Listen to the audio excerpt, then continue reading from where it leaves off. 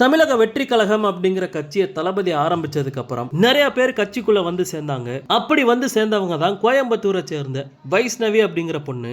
இவங்க இப்போ தமிழக வெற்றி கழகத்துல இருந்து வெளியில போறதா அறிவிச்சிருக்காங்க. இவங்க சைட்ல இருந்து ஏகப்பட்ட குற்றச்சாட்டுகளை முன் வச்சு இப்ப கட்சியில இருந்து வெளியில போயிருக்காங்க.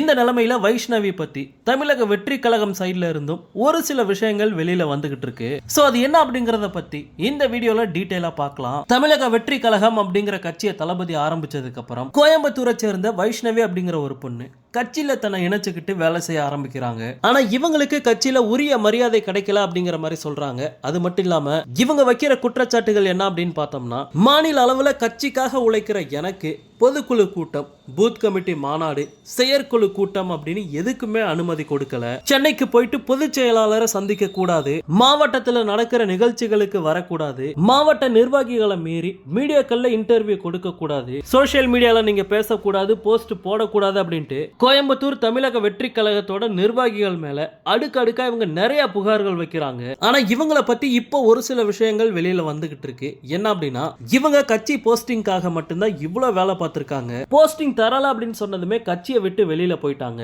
அப்படி இருக்கும்போது இவங்களுக்கு தளபதி மேல உண்மையாலுமே பற்று கிடையாது. மக்களுக்கு நல்லது செய்யணும் அப்படிங்கிற எண்ணத்துல இவங்க கட்சிக்குள்ள வரல அப்படிங்கிற மாதிரி சொல்றாங்க. சோசியல் மீடியால பிரபலமாகணும் அப்படிங்கிற ஒரு எண்ணம் மட்டுமே இவங்களுக்கு இருந்ததே தவிர கட்சிக்காக உழைக்கணும், மக்களுக்கு உதவி செய்யணும் அப்படிங்கிற எண்ணம் இவங்களுக்கு கிடையாது அப்படிங்கிற மாதிரி சொல்லப்படுது. அது மட்டும் இல்லாம இது வரைக்கும் தளபதி இந்த வைஷ்ணவி அப்படிங்கிற பொண்ணு கிட்ட பேசினதே கிடையாதான். ஆனா இந்த பொண்ணு யூடியூப் சேனல் இன்டர்வியூஸ்ல என்ன சொல்லிக்கிட்டு இருக்காங்க அப்படின்னா, தளபதி எனக்கு நேரடியா போன் பண்ணி பேசினாரு, என்னோட மக்கள் பணிகளை பார்த்து பாராட்டினாரு அப்படிங்கிற மாதிரி எல்லாம் சொல்லிக்கிட்டு இருக்காங்க. சோ இது எல்லாமே அவங்க சோசியல் மீடியால ஃபேமஸ் ஆகணும் அப்படிங்கிறதுக்காக பக்காவா பிளான் பண்ணி திட்டம் போட்டு செஞ்சதா ஒரு நியூஸ் பாத்தீங்கன்னா இப்ப வெளியில வந்திருக்கு. ஓகே நண்பா, இந்த நியூஸை பார்த்ததுக்கு அப்புறம் உங்களுக்கு என்ன தோணுது அப்படிங்கறத கமெண்ட்ல சொல்லுங்க. தளபதியோட எல்லா அப்டேட்டுமே மிஸ் பண்ணாம பார்க்க நம்ம சேனலை சப்ஸ்கிரைப் பண்ணி சப்போர்ட் பண்ணுங்க. தேங்க்யூ.